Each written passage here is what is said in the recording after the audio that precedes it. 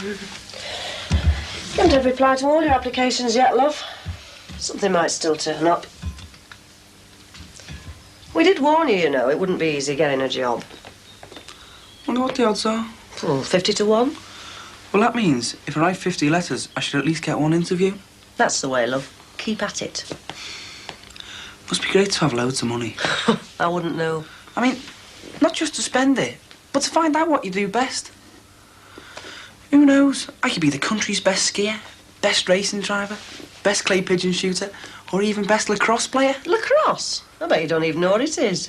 Well, that's what I'm saying, and I'll probably never get a chance to find out. You see, but if you've got loads of money, you can keep trying things, and eventually you find out what you're best at. Like Martha Thatcher or Prince Charles. Wouldn't it be even more depressing, though, to have had all the opportunities and find out you're not good at any of them? Well, then I'd be a business consultant. Well, like Martha Thatcher. At least I know there's no chance of you getting lost in the desert. No, I'm just lost in the unemployment statistics. Here you are. Open this. That might cheer you up. It's addressed to me, Dad. Well, he won't mind. Probably a load of rubbish.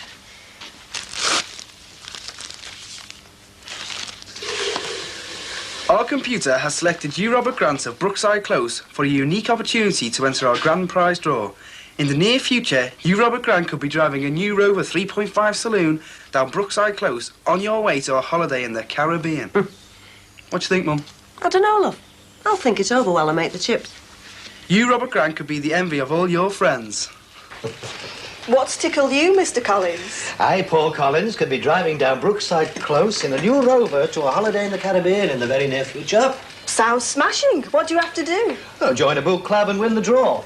Apparently, I'm now a member of an elite group selected by a computer. I'm very pleased for you. Finish your tea before you go, won't you? It's probably too warm this time of year anyway.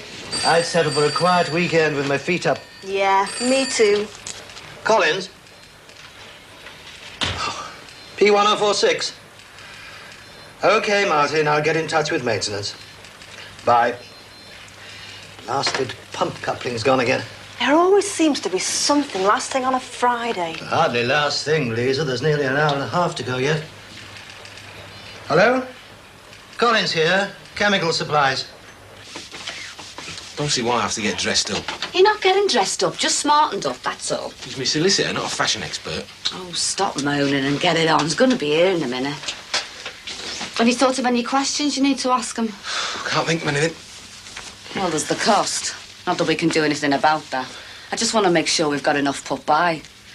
When they find you not guilty, we'll be awarded costs. Wish I was as confident as you about being found not guilty. Now, stop talking like that. They are going to find you not guilty. They're bound to. Yeah, but suppose they don't. This time next week, I could be in prison. Don't say that. We've got to face up to it, love. It is possible. No, it isn't. Yes, it is. I never would have thought this could have happened to me, but it has. So what's to stop them sending me down? That remand centre was bad enough. I know, love. But this time next week, it'll all be over. You'll walk out of that court on top of the world, and we'll have the biggest celebration we've ever had. I just want things to be back to normal. Won't be long, love. It'll soon just seem like a bad dream. Hey, where are we going to go for this celebration, then, eh? Dunno. What was that place we went to for our 10th wedding anniversary? Can't remember. You know the one I mean, though, don't you? In Wiston. Something to do with church. And we are going to get a taxi. I'm not having you breathalyzed. Oh, yeah, that would be all. Just you and me, eh? Right. And how about a little holiday before you go back to work? This time of year? Well, the crosses are away. That's an old age pensioner's special. They don't order special weather just because they're pensioners. We could go to Mallorca. It's cheap enough. Yeah, we'll see. I'll just nip up to the bathroom. Well, don't be long. I won't know what to say to him if I'm on my own. Hi there. What are you doing? Fixing that or destroying it? Did you ask? What's that supposed to mean? Well, you haven't got a clue how it works. You can't be fixing it, can you? Ah, come on, Cags, don't be too hard on him. He is having a go. It's mine anyway. It was mine, and it did work when I gave it to you. Oh, yeah. Welcome home. How have you been today? Not so bad, under the circumstances. You're early. Yeah, I've had a nice quiet day, actually. Won't be long now, eh? I'm not talking about this. I'm talking about running 3 houses. You've bust the 3 speaker now. houses? It'll never work. This one and Harry Cross's It's the pair. speaker that's bust, Divvy. Well? I'm replacing it. Delegate the Don't you responsibility call of me any a divvy. process. No wonder Linda finished with you. She never. I finished with her. It's not what she's saying. Have you been talking to her? Why do you want me to? Nah, she wouldn't talk to divvies anyway. Well, she talked to you. Aye, you two. I thought we were getting a baby for all that kid stuff. I thought you two were supposed to be grown up. Anyway, Damon, go and check on Harry Cross's bungalow, will you? Why me? Why? Because I've just told you to, that's why. Karen, you can do this. Come on, Mark Irving. I'll fix it, you'll see. Do you want me to fix it between you and Linda? I don't want no favours off you.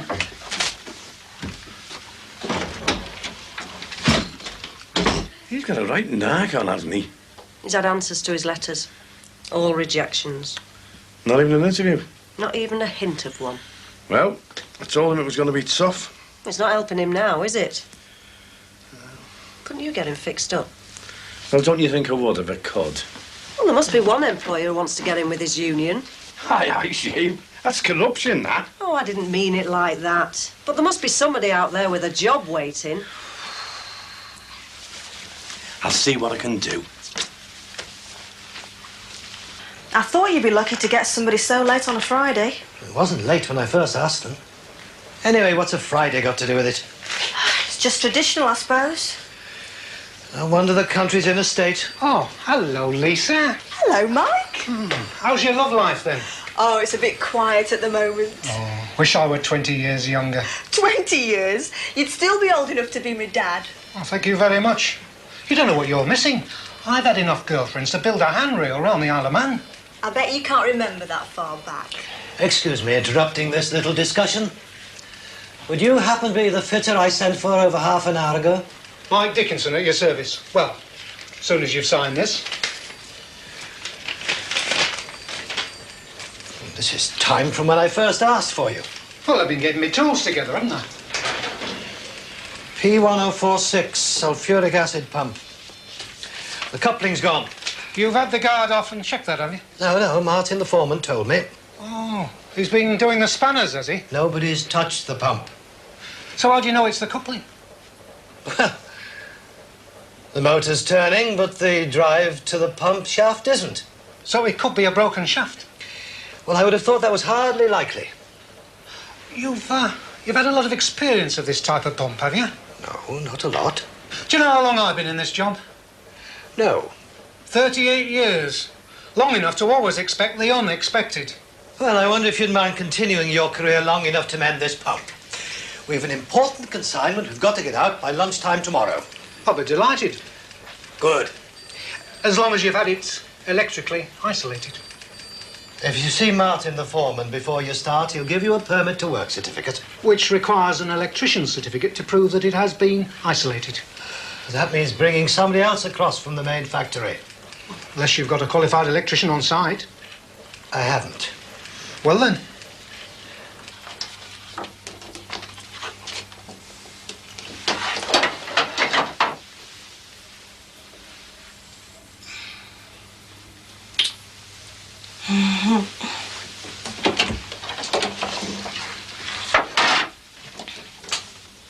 Look even better in the light. Thank you. What a smoothie. Now, can we get on with the business? As long as you don't think that was all the pleasure. I hope not. Let's see what develops. When are you going to hear from the magazine about the others? Oh, I think I'd have heard from them by now if they were going to publish them. No, they'll publish them. They were good. Well, anyone can take good pictures. To get them published, they have to be very, very good. And how much payment will you get? Oh, you don't get paid. It's the prestige of having them exposed to the world. Well, Liverpool. Well, Prestige doesn't buy film and equipment, does it? That's very businesslike of you. Well, there's a time for business and a time for pleasure, my girl. I remember that, but at the moment, can we concentrate on building up my portfolio? Hello, Mr. O'Connor. Come in. Hope I'm not later than expected. We ended up going to sudden death. Golf. I was beaten. Sit down, Mr. O'Connor. Thank you. I got one of these this morning. Would you like a cup of tea, Mr. O'Connor, before we start? Yes, fine, thanks.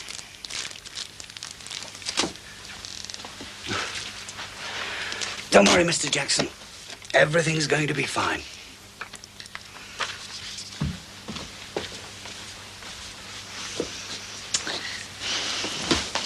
Cheer up. It'll be all right in the end. Yeah, talk's cheap. Just wait till you're in this situation. I'm not gonna be. I'm gonna go to university, remember? What are you talking about unemployment?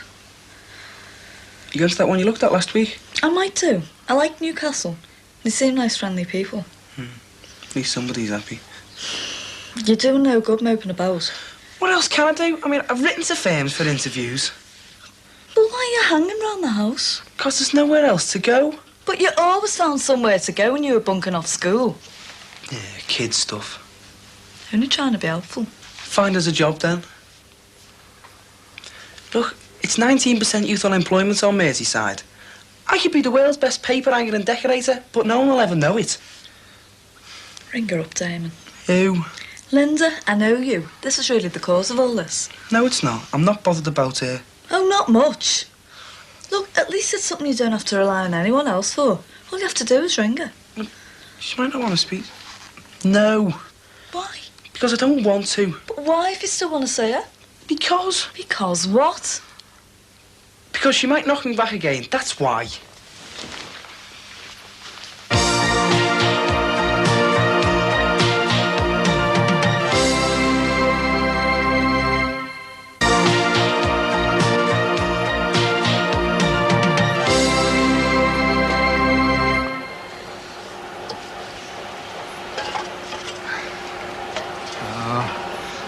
Aye, you were right.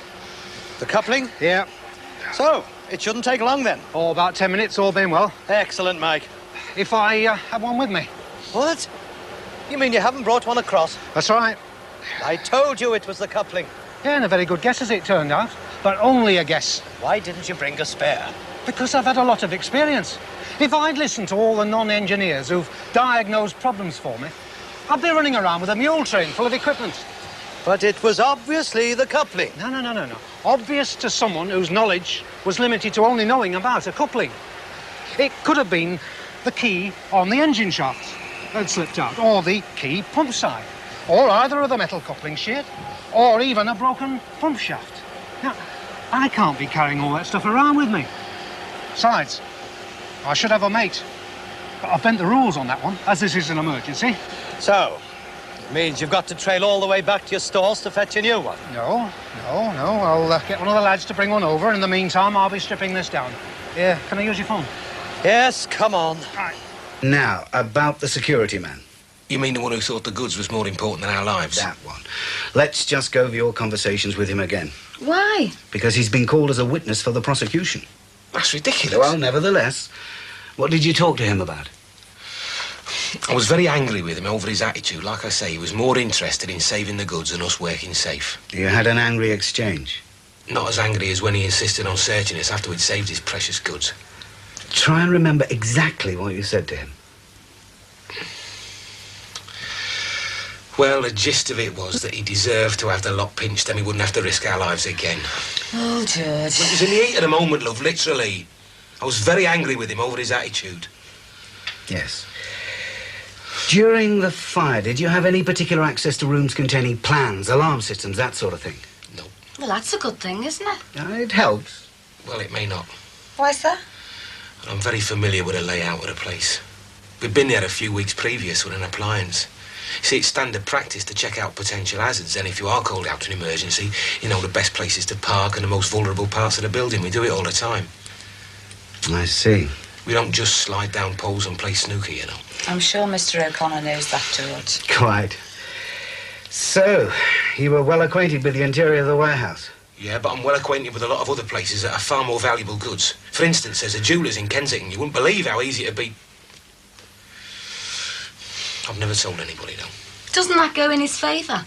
The fact that he knows of other places that'd be better to rob and he said nothing? I don't think so.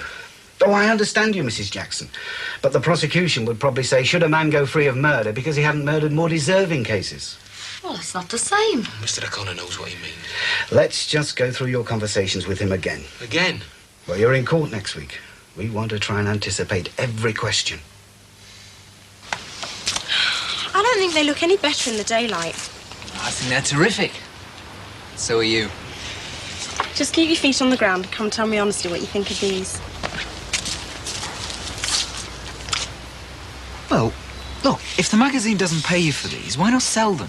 Or at least some of them. Well, it isn't that simple. I mean, who'd buy them? Damon and Duxie? Oh, I'm sure somebody somewhere would. I mean, all we need's the right shop. You're serious, aren't you? Yeah, look, I've seen loads of people buying pictures outside the Blue Coat Chambers in town.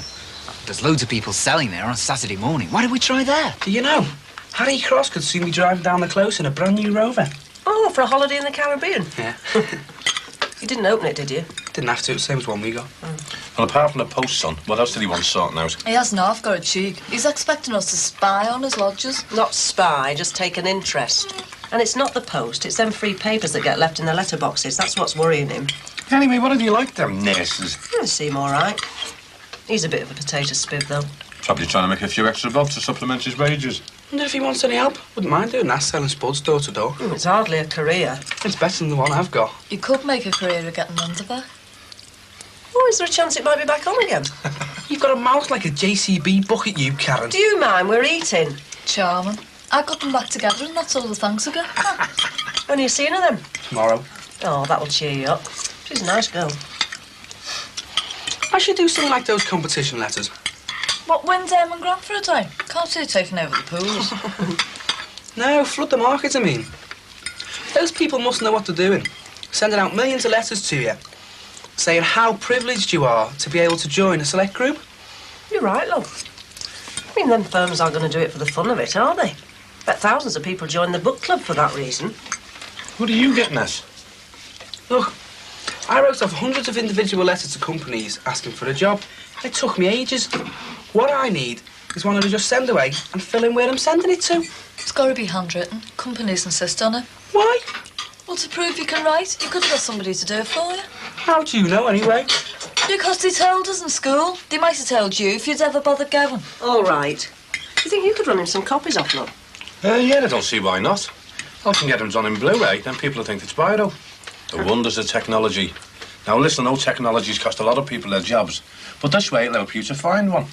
That's what I'll do then. Flood the market. Worth a try, love. As far as I know, he's just a barman. There has to be a good reason for the prosecution to call him as a witness. He's going to say he saw George taking money off Tommy McCardle. I've never denied that. He's going to say that he saw Mr. Jackson receive money from a man in the Swan public house, not necessarily Tommy McCardle. I've never denied that. Well, not according to his statement. But he knows it was him. Not according to his statement. But he knows him well. He was there that night I tried to get McCardle to speak up.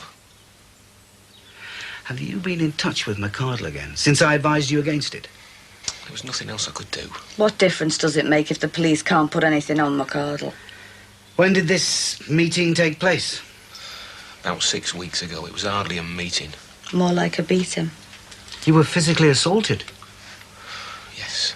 By whom? Tommy McCardle. Did you report this to the police? No. Were there any witnesses to the assault? Yeah, the barman. Only the barman? Yeah, it was in the gents' toilet. Is there anything else you haven't told me, Mr. Jackson? No. What about the day after he beat you up? McCardle said if I kept my mouth shut and didn't cause him any problems, it'd see me all right if I got sent down. Not that I would take anything. And I don't suppose there were any witnesses? No, only the barman the day before. That's why he's a very important witness. Think now, is there anything else? I don't know him. Well, is there any way that we can establish that he isn't telling the whole story about the money you received in the Swan that day? All he's got to say is he saw me accept a bundle of notes from some bloke sitting at the same table as me. If he doesn't say it was Tommy McCardle, what can we do? I don't know. But I must say it doesn't help your case.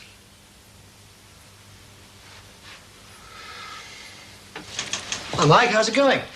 Well, the pump's stripped down, but I'm still waiting for the coupling. But you asked for it 25 minutes ago. Well, he's probably still trying to find the foreman to get his card signed. Which card? His clock card. You can't expect a bloke to come over here at this time of day and then dash back there to clock off. So he gets the foreman to sign his card, then he can leave for home from here. Don't waste so much time. It's the rules. Well, I'm going to have to do something to amend the rules. That's up to you. I'll find out what's keeping him. Can I use your phone? Yes, go ahead. Lisa, phone Safian Chemicals. Tell them there might be a slight delay in their delivery tomorrow. Right, Mr. Collins. Is that it then? More or less. It's just a question of deciding which barrister you want to fight the case. We want the best. What's wrong? Oh, I wish I could guarantee you the best, Mrs. Jackson. But he's probably an ex-attorney general who could command something like 20,000 a day. Now, out of that, he'd have his assistants and a team of solicitors to pay, of course. Oh, I feel sorry for him. Well, who am I going to get then? I've drawn up a short list of who I think would be prepared to take you on. Are they all good ones? They're all qualified, Mrs. Jackson, which means they've all reached a certain standing within their profession. Now, as they are all human, they'll have each had differing experiences and vary accordingly. You pick one for us. I'm afraid the fee must have a bearing on choice. Well, we've a bit put by, and obviously we're prepared to spend it all. Can I ask how much you have put by for the case? We will get costs, won't we? When they find George not guilty? We will certainly press for costs, but it isn't automatic. But if he's not guilty, why should we be out of pocket? It's not as simple as that. The law is administered by people who assess all the points before them. Now, they are largely just and capable people, but they are people. Now, it may happen that the judge considers Mr. Jackson innocent of the crime conspiracy, but culpable of bringing a lot of the case against him by his own foolish actions. You may walk away from the court an innocent man, but have to bear your own costs for the case. But that's not fair. Well, fairness is judged by what the judge in question says is fair. The law isn't a process of black and white decision-making. Though obviously precedents are set and adhered to, but our judicial system depends on flexibility of thought. We are all on the same side, Mrs. Jackson. Well, if it costs us a few £100, well, it's not right, but it has to be done. I'm afraid I must warn you to pay a lot more than that.